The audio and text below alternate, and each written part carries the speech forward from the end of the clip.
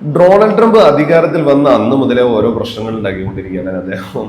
അപ്പൊ ഇപ്പൊ അവസാനമായിട്ട് വന്നത് വെച്ചിട്ടാണെങ്കിൽ അദ്ദേഹം എന്താ പറയാ എന്താണ് താരിഫ്, അതായത് താരിഫ് യുദ്ധം തുടങ്ങാൻ പോകുന്നു എന്നുള്ള വാർത്ത വരുന്നത്. US president Donald Trump tariff യുദ്ധം പ്രഖ്യാപിച്ചിരിക്കുകയാണ്. എതിരാളികൾ മാത്രമല്ല സഖ്യരാജ്യങ്ങൾ വരെ ട്രംപിന്റെ ഈ നിലപാടിന് അകപ്പെട്ട് വരികയാണ് എന്നാണ് പറഞ്ഞത്.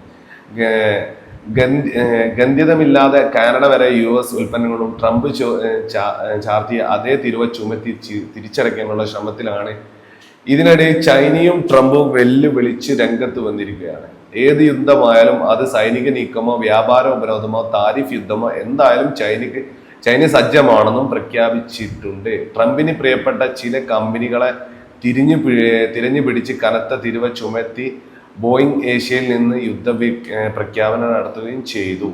ചൈനീസ് ഇറക്കുമതി ഇരട്ടി തിരുവ ചുമത്താനുള്ള ട്രംപിന്റെ തീരുമാനത്തെ തുടർന്ന് ചൈനയുടെ തിരിച്ചടി. അമേരിക്ക വ്യാപാര യുദ്ധം തുടർന്നാൽ അവസാനം വരെ പോരാടുമെന്ന് ചൈന പ്രഖ്യാപിച്ചിരിക്കുകയാണ്. അതുപോലെ തന്നെ അമേരിക്കയുടെ ഒരു താരിഫ് യുദ്ധം അല്ലെങ്കിൽ മറ്റൊരു തരത്തിലുള്ള യുദ്ധം നടത്തുകയോ തുടരുകയാണെങ്കിൽ ചൈനീസ് പക്ഷം അവരോട് അവസാനം വരെ പോരാടും. അതുപോലെ തന്നെ ന്യൂയോർക്കിലെ ടൈംസിന്റെ ചോദ്യത്തിന് മറുപടി ചൈനീസ് വിദേശകാര്യ മന്ത്രാലയത്തിന്റെ വക്താവ് ലിൻ ജീൻ പറഞ്ഞ ഒരു കാര്യമുണ്ട്. ട്രംപ് ഭരണകൂടം എല്ലാ ചൈനീസ് ഇറക്കുമതികളുടെയും തിരുവ 10% നിന്നും 20% ഉയർത്തതിനെ തുടർന്ന് അദ്ദേഹം പരാമർശിക്കപ്പെട്ടു എന്നും പറയുന്നത്.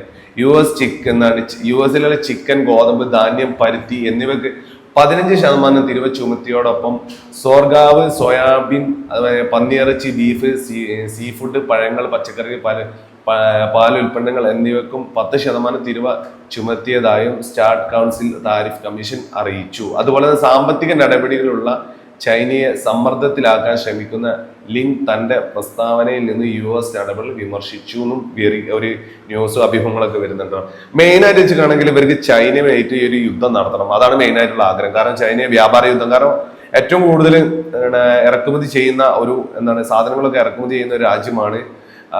അങ്ങനല്ല സാധനങ്ങൾ കയറ്റുമതി ചെയ്യുന്ന അമേരിക്കയിലേക്ക് ഏറ്റവും കൂടുതൽ കയറ്റുമതി ചെയ്യുന്ന ഒരു രാജ്യമാണ് ചൈന. അപ്പൊ ചൈനനെ ചൈനയിൽ നിന്ന് പ്രകോപനപരമായ ഒരു നിലപാട് എടുപ്പിക്കുക എന്നുള്ളതൊക്കെയാണ് ഇപ്പോൾ ട്രംപിന്റെ ഓരോ വാർത്താക്കുറിപ്പിലും വരുന്നത് കേട്ടോ.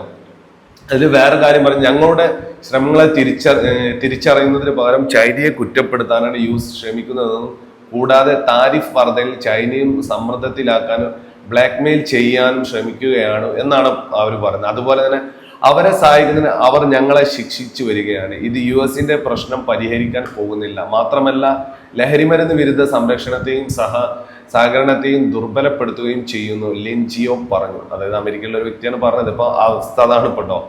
ചൈനീസ് സർക്കാർ അമേരിക്കൻ കമ്പനികൾക്ക് അനധികൃത നിയന്ത്രണങ്ങൾ പ്രഖ്യാപിച്ചു. ഡ്രോൺ നിർമ്മാതാക്കളായ സ്കേഡിൻ ഉൾപ്പെടെ 15 സ്ഥാപനങ്ങൾ കയറ്റുമതി നിയന്ത്രണ പട്ടികയിൽ ചേർത്തിട്ടുണ്ട്. അതുപോലെ തന്നെ ചൈനീസ് കമ്പനികൾ ഈ ഒരു ബിസിനസ്സുകളിൽ ഇരട്ട ഉപയോഗ സാങ്കേതിക വിദ്യ കയറ്റുമതി ചെയ്യാൻ നിന്നും തടയും എന്നൊക്കെ പറയുന്നുണ്ട്.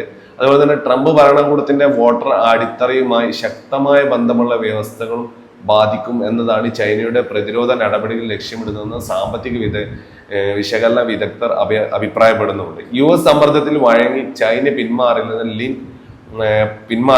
ലിൻ, അതായത് ആ ഒരു ചൈനീസ് പ്രധാനമന്ത്രി ലിൻ വ്യക്തമാക്കിയിട്ടുണ്ട്. വരും ദിവസങ്ങൾ കൂടുതൽ നടപടി ഉണ്ടാകുമെന്നും ഉണ്ടാകുമെന്നും അവര് പറയുന്നുണ്ട്.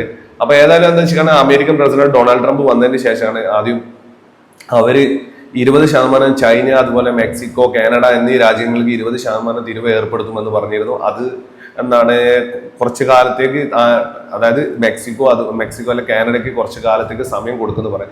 കാനഡനെ സംബന്ധിച്ച് കാനഡനെ ആ ഒരു അമേരിക്കന്റെ ഭാഗമാക്കാം എന്ന് ഡൊണാൾഡ് ട്രംപ് പറഞ്ഞ സമയം മുതൽ കനാഡിയൻ പ്രധാനമന്ത്രി ഞങ്ങൾക്ക് അമേരിക്കന്റെ ഒരു സപ്പോർട്ട് ആവശ്യമില്ല, അല്ലെങ്കിൽ തന്നെ ഞങ്ങൾക്ക് ജീവിച്ചു പോകാനുള്ള വകുപ്പൊക്കെ ഉണ്ട് എന്നൊക്കെ പറഞ്ഞിട്ടാണ് അവർ ആദ്യം തന്നെ വന്നത്. അപ്പം അവർക്ക് ആലോചിക്കാനുള്ള ഒരു സമയം കൊടുക്കാന്ന് പറഞ്ഞിട്ടാണ് ഡൊണാൾഡ് ട്രംപ് എന്ത് ചെയ്യുകയാണെന്നുണ്ടെങ്കിൽ ഈ ഒരു സമയം അവർക്ക് കൊടുത്തത്. അപ്പൊ വരും ദിവസങ്ങളിൽ ഡൊണാൾഡ് ട്രംപിന്റെ പുതിയ വാർത്തകളുമായിട്ട് വീണ്ടും നമുക്ക് കാണാം. അതുവരെ നന്ദി, നമസ്കാരം.